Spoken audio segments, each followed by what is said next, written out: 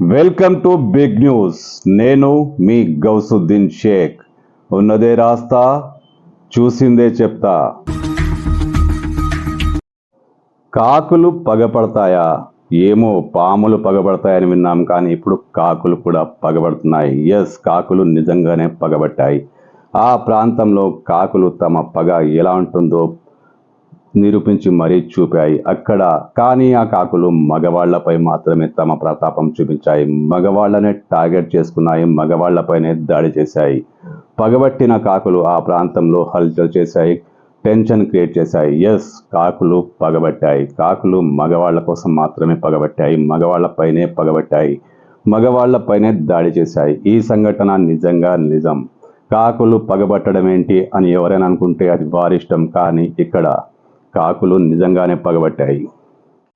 రాజన్న సిరిసిల్ల జిల్లా కేంద్రంలో కట్టమైసమ్మ టెంపుల్ దగ్గర, బస్ స్టాండ్ దగ్గర, అక్కడ ఎవరైనా నడుచుకుంటూ వెళ్ళినా, బైక్ల మీద వెళ్ళినా, మగవాళ్ళైతే చాలు, కాకులు మూకుమ్మడిగా దాడి చేస్తున్నాయి, కాళ్లతో తంతున్నాయి, నెత్తి మీద పొడుస్తున్నాయి. ఎస్, ఇది నిజంగా నిజం. ఇది జరిగింది, ఖచ్చితంగా సిరిసిల్లలో జరిగింది. దీనికి సంబంధించిన ఆధారాలున్నాయి. వాళ్ళు ఆ కాకులు మహిళలను టచ్ చేయకుండా, మహిళల జోలికి వెళ్లకుండా మగవాళ్లను మాత్రమే టార్గెట్ చేసి దాడి చేశాయి. కావాలంటే ఈ వీడియో చూడండి.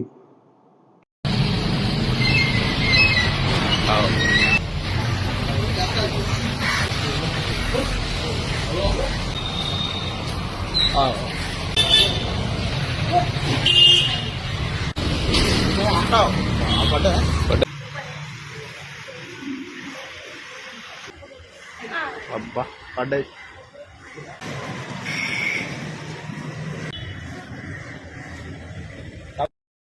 నిజంగానే కాకులు పగబడతాయా? దీనికి సంబంధించి శాస్త్రీయ ఆధారాలు ఏమన్నాయా?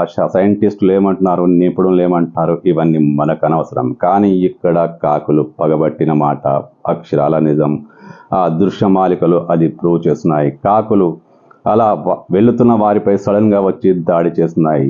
కొంతమంది చెప్తున్న మాట ప్రకారం ఎవరైనా మగవాళ్ళు అక్కడ ఏదైనా కాకికి నష్టం కలిగించుండొచ్చు. ఆ కోపంతోనే కాకులు మగవారిపై దాడి చేస్తున్నాయి. ఇలాంటి సంఘటనలు గతంలో కూడా జరిగాయి.